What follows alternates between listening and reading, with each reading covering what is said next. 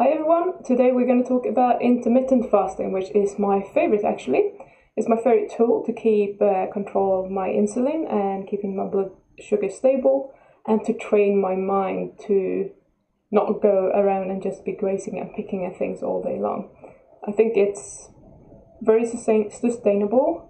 I think people can practice this on a daily basis all year round, no problems whatsoever. It's perfectly safe, and basically I think it's the perfect tool to stay healthy, give your body a chance to recover, giving your whole hormonal system a chance to stabilize and do what it's meant to be doing. I can't see any downsides to intermittent fasting at all. And I think we're actually built for intermittent fasting. And when I say intermittent fasting, I'm talking about anything from a 12, 14-hour fast up until maybe 3 days. Okay? So we're built to eat, and when we eat, we store fat. We store our carbohydrates if we're eating carbohydrate. And when we're not eating, we have a system where we just release our carbohydrates and the fat for energy.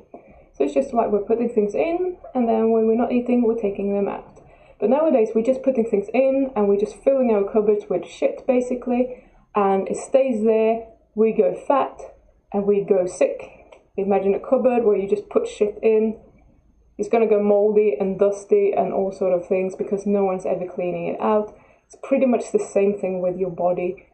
Give your body a chance to get rid of that and just cycling in and out all the time. That's how we're built to actually function, and that's when I think we're functioning best.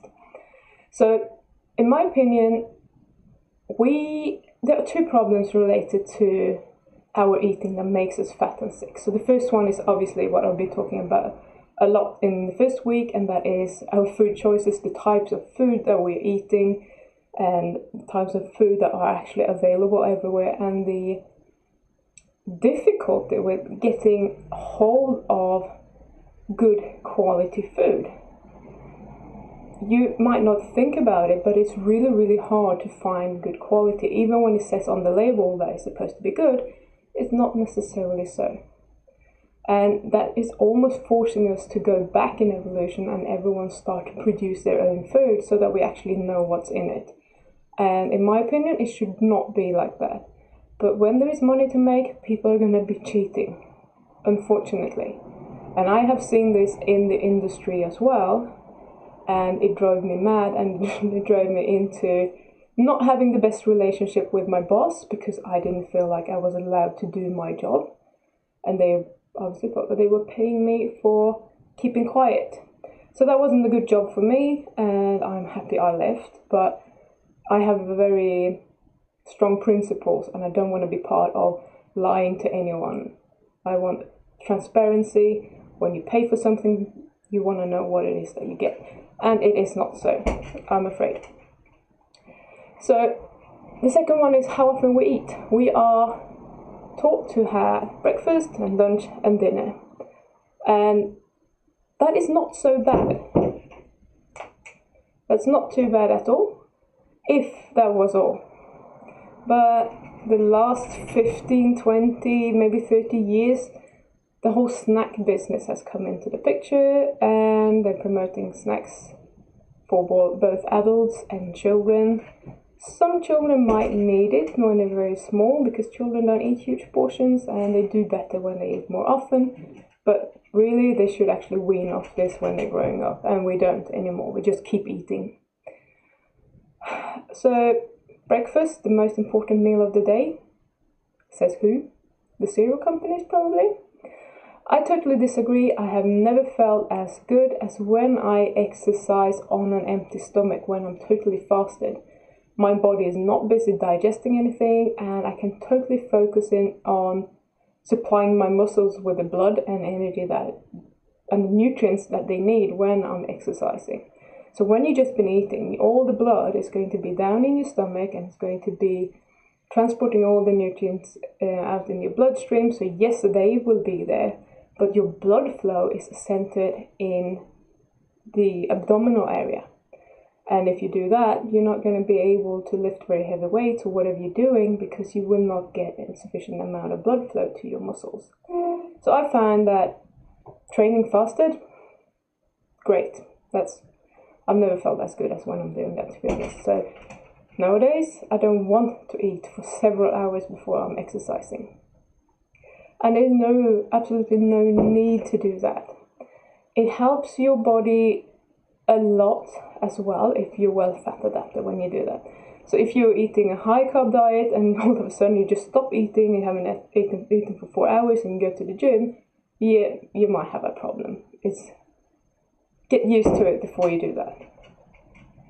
And the term intermittent fasting, I just want to mention this. It's a little bit silly because we all do it. As soon as you're not eating, you're actually intermittently fasting. So every night, unless you're eating in your sleep, you are doing an intermittent fast.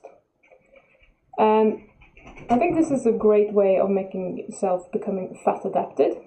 But I say a minimum of 12 hours, and I mean that is really the minimum I think that we should not be eating.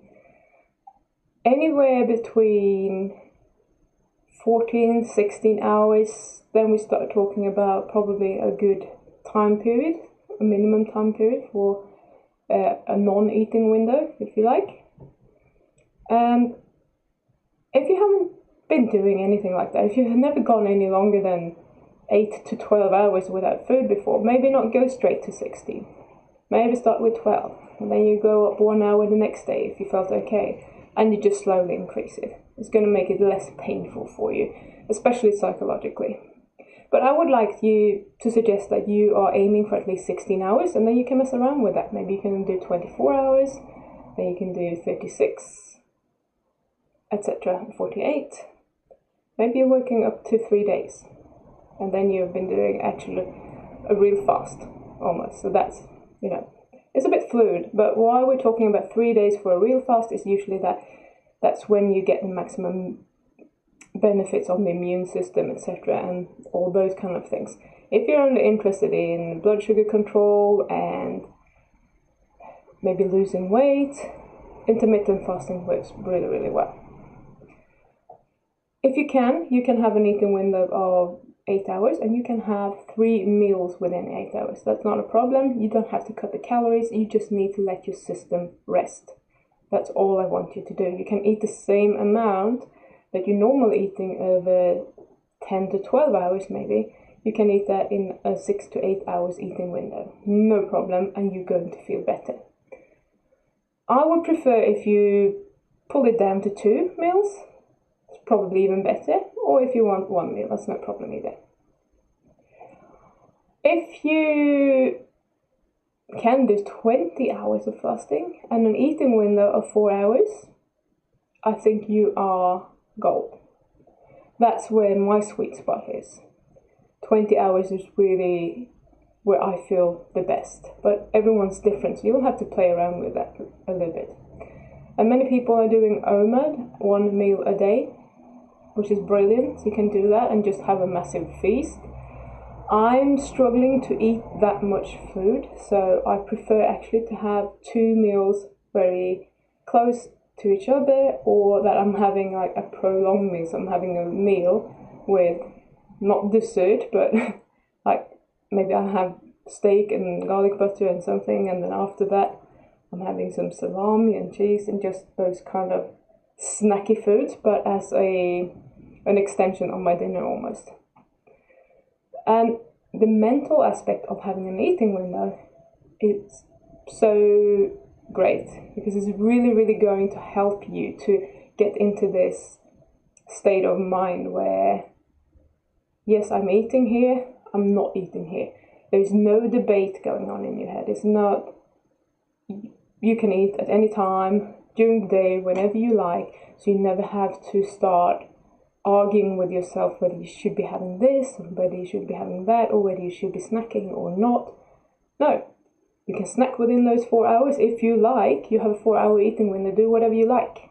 But the other 20 hours, no food. It's brilliant. It really, really helps. So you get to train your mind to stick to these limits, and that is great. and you will be in charge of your brain, which we quite often aren't. We just follow orders, we think anyway. So it's really, really important when you want to get a handle on your cravings and your eating patterns. So that was all, and if you're enjoying these videos, please hit the like button, so give this video a thumbs up, subscribe to the channel, and share this video with anyone that you think might need it, which is pretty much everyone I know. Thank you very much, and I will speak to you again tomorrow. Bye.